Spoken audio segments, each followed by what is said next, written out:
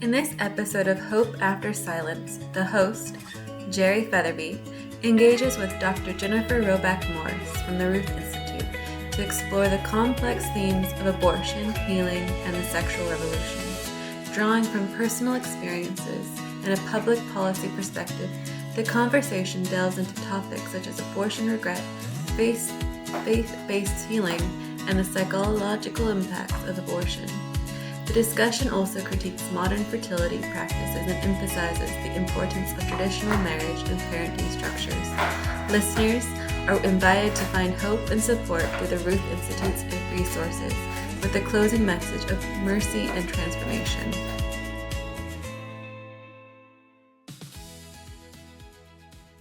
Welcome to Hope After Silence, where you will hear personal testimonies from women and men who have experienced abortion, sharing their emotional journeys. Join expert researchers as they explore abortion's effects on individuals, families, and society. Hope After Silence offers a compassionate, balanced look at a complex issue through intimate interviews and insightful discussions. Here's your host, who has been on her own healing journey since 2009, Geri Featherby. Hello, J&J Catholic Radio listeners. Under the mantle of our Blessed Mother, we begin yet another beautiful broadcast together. Today, I welcome Dr. Jennifer Roback Morse, economist, author of The Sexual State, and founder of the Ruth Institute.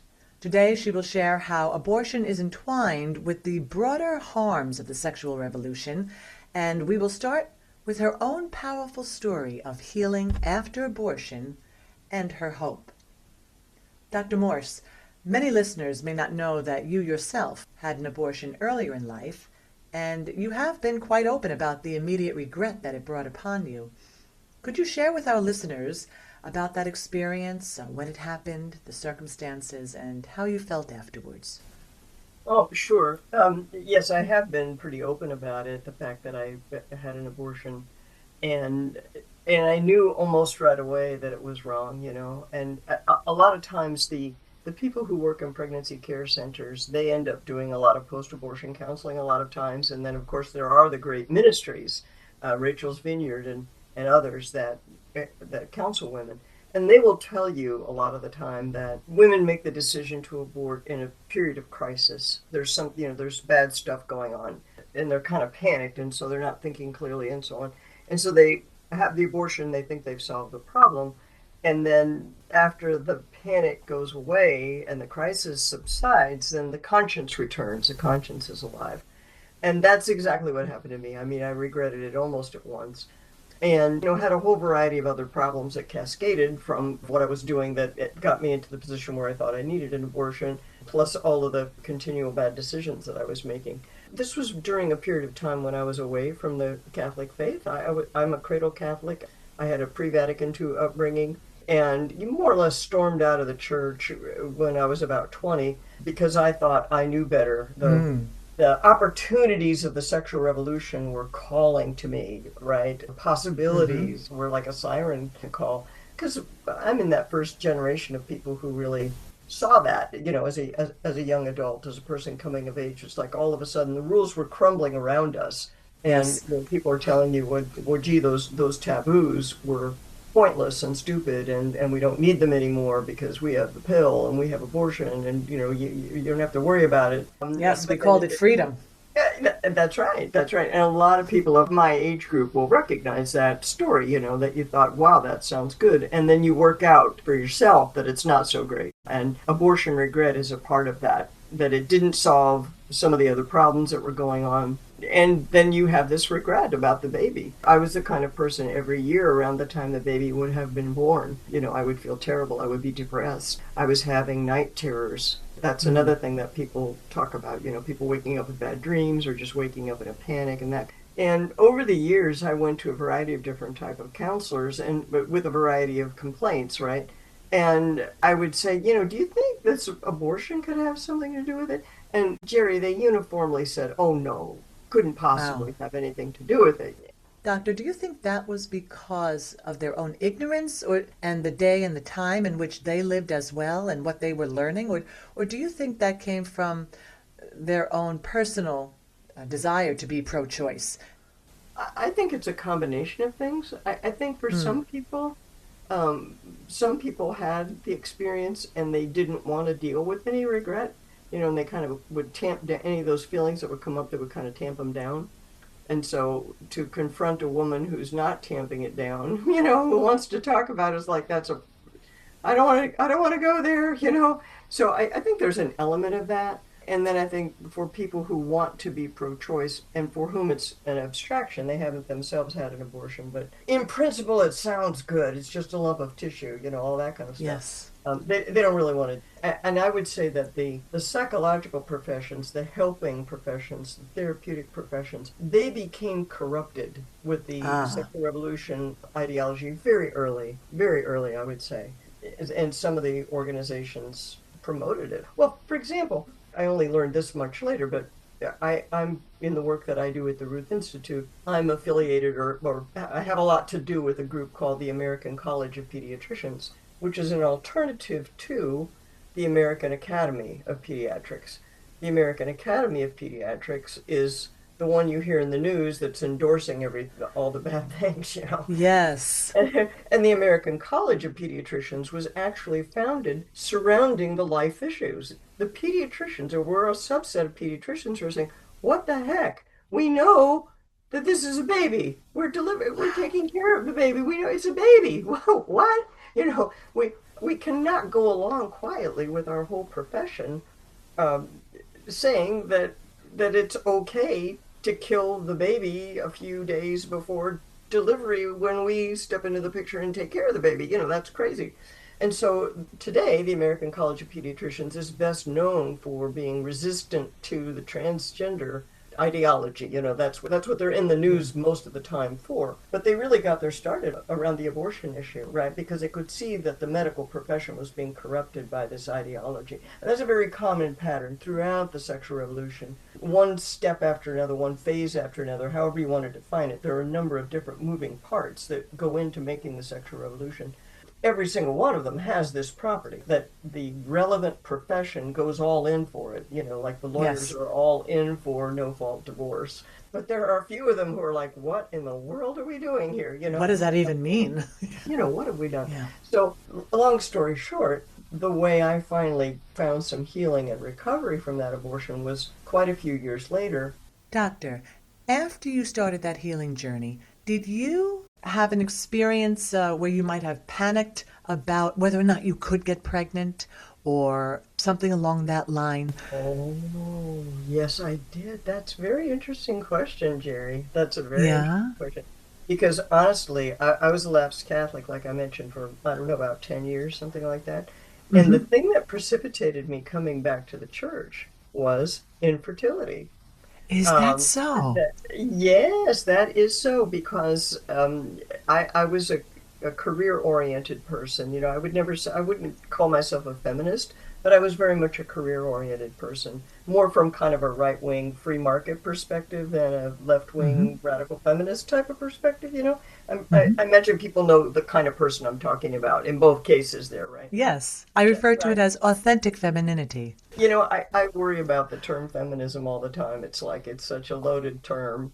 Where I was in my life at that time was, I'll get tenure at a major university. I got tenure at George Mason. And I said, well, honey, now it's time to start a family.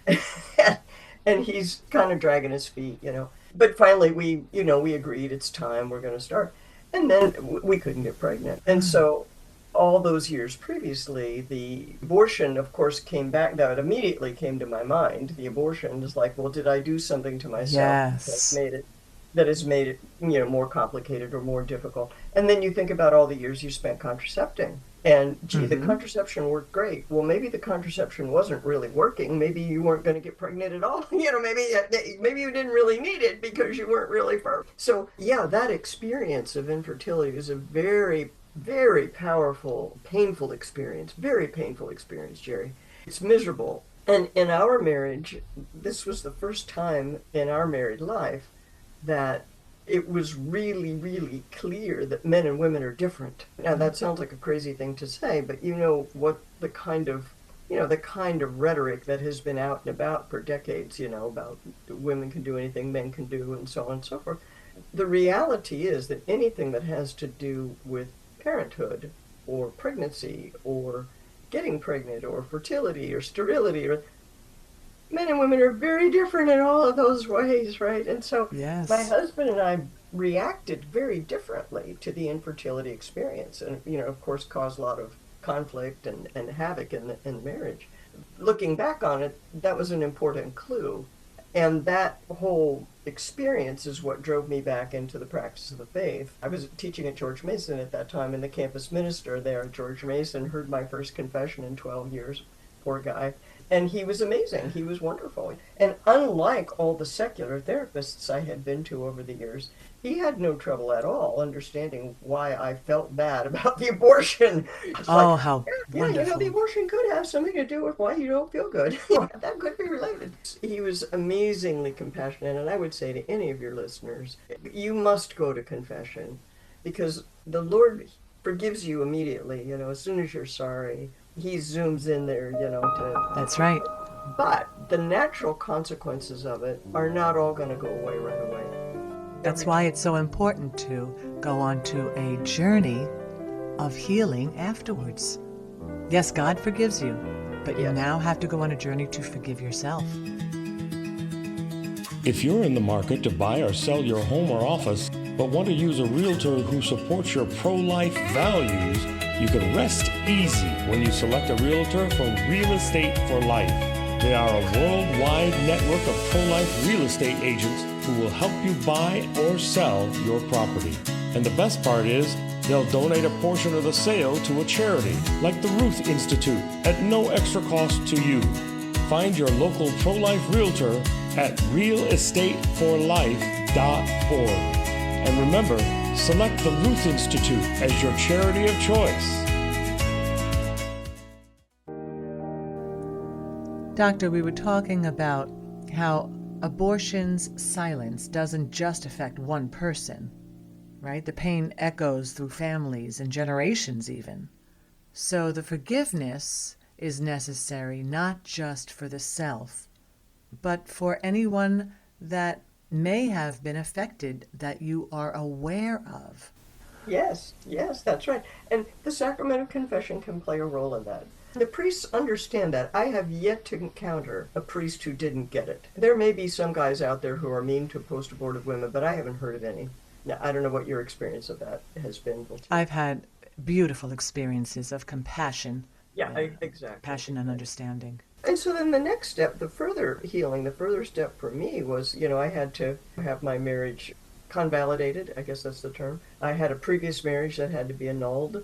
I had a period of time where I didn't know whether I was going to get the annulment, and so I was abstaining from communion. I was going to Mass every Sunday, but I was not going to communion, and I understood why. And I understood that I'm not entitled to an annulment. If there's a finding of nullity, okay, that's what I hope for, but the tribunal's going to do what they need to do based on the facts. It's in God's hands. Yes. It's in God's hands at that point. But somewhere along the line, Geri, I realized that I also needed to confess the sin of contraception. Because for the longest time, I didn't think it was wrong. Most people can get what's wrong with abortion. As soon as you start thinking about it, that's a way out there, sin, But contraception takes a while for people. It certainly took me a while to work out what all was wrong with it. And I will never forget when I finally confessed it, it was in the confession behind the screen. It was not face-to-face confession. Yes. This priest, I'm pretty sure, knew who I was. I mean. So when I went in there and I said, Father, I never confessed this before, but I really, because I didn't think it was wrong, but now I really see that those years that I spent contracepting, that was wrong, and I see what was wrong with it. It's actually very profound what's wrong with it. But I was prepared to confess it, and what came back from him was, good. Wow. Oh, how glorious. It was. And when it was over, after I was absolved, I skipped across the parking lot. I felt so light. I felt so light after that, So I just want to say there's a lot of mercy and possibilities for you if you're on this journey, and wherever you may be on this journey. Our Lord is there for you. And the other thing, Geri, nothing is wasted. Nothing is wasted in the economy of grace. Our Lord can take the worst thing you ever did and work with it, and turn it into something good. That reminds me of Romans 8 in the Yeah. Bible. Yes. He can bring good out of everything. Yes. Yeah. Hmm. And like the infertility experience. When I was going through infertility, I did not think it was a blessing. That was not Sure. high on my list of what I thought about that experience. But because I've had that experience, I can witness about the church's teaching on IVF and surrogacy and those type of issues. I didn't do those things, but I experienced the anguish that drives people to think that that's a solution. A lot of times people will say, well, you don't know what it's like. Actually, I do know I what it's do. I do know what it's like. Please don't do it. I don't do what you're thinking about doing. So that's our Lord and His grace. Doctor, did you go through a Rachel's Vineyard weekend or any type of formal healing weekend? I never have, although I'm Hmm. currently being invited to do so. So that's kind of interesting that you asked me that. Yes, yeah. I've been aware of it for quite a few years by now, but I've never actually participated. When you look at stories from people like Kaya Jones or Britney Spears who are opening up about their abortion and the fact that it still hurts them years later, what do you see as the real disconnect between those conclusions from the mainstream media and entertainment world and the actual experiences that you're hearing from people through your work at the Ruth Institute? Well, I always find it encouraging when a celebrity makes this type of admission in public. I think it's extremely helpful to everybody. Um, Agree. but people have a tendency to dismiss those individual testimonies, and so there's nothing to be done about it. You can't talk people out of that if they want to dismiss it. They're going to dismiss it, right? But I do find it encouraging that some women are prepared to just say, this is what happened to me. This is the truth about what happened to me. Can you share with our listeners whether the Ruth Institute offers some practical steps that listeners can take through their faith or community or resources specifically for healing after abortion? That's the focus, is trying to get that word out, that there is always hope after the silence. So, Geri, we're a different kind of organization, really. Mhm. I'm not a therapist. We aren't therapists. We don't have particular skills in that area. We're more at the public policy, social science end of things. And so the kind of help that we offer is assurance that you're not alone.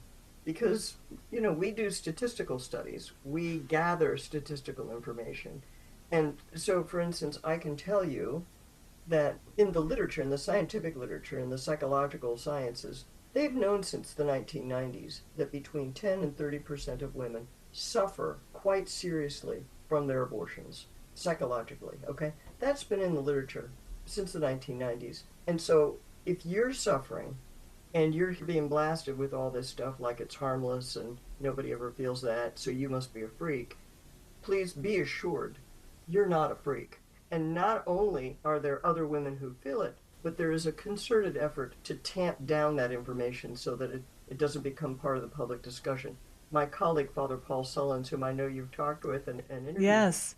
he has had enormous problems getting his research published because they don't want it. So much of the professional world now is dominated by people who have postponed their fertility for long periods of time, right? You don't get tenure without postponing fertility. You don't become a doctor without postponing fertility. So you've got a lot of people who have probably more than likely used contraception and abortion in order to do that. And so in their minds, this is necessary. All this stuff is necessary. So what we offer at the Ruth Institute is a counterweight to that, so that you can be confident that the church's teaching in this matter are correct. And that I see. some people, it's huge. Oh, exactly. Yeah, some Exactly. people feel, I have met many women who they're not ready for the God piece. And yes, so they reach out for that start with information, with knowledge, with the science.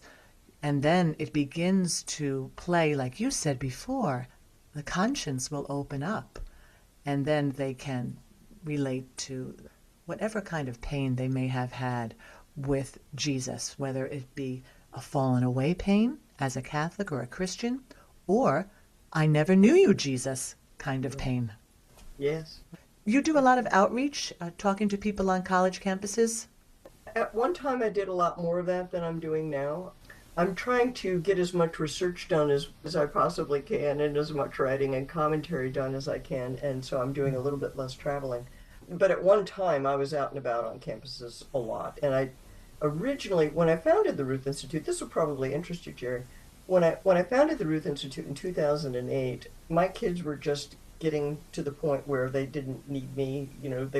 I was looking towards an empty nest. They were in high school and whatnot, and I could foresee that I could get back in the professional world. And what I thought I was going to do with the Ruth Institute, I thought I was going to be talking to college-age women about why they shouldn't be afraid to get married and start a family, why their brains would not turn to mush the first time they had a baby, why motherhood is extremely important vocation. In other words, I wanted to offer a counterweight to the feminist-driven life script that so many women feel they have to follow, right? And I'd be talking about these issues, and I did some of that under the auspices of other organizations, different other conservative groups that would put speakers out on campuses, and so under their auspices, I did a certain amount of that. And I knew that there were young women who wanted to hear that from those experiences. But then when I started the Ruth Institute in 2008 in San Diego, a big social shockwave hit San Diego, and that was the Proposition 8 campaign, which was the constitutional amendment to the California state constitution that defined marriage as the union of one man and one woman.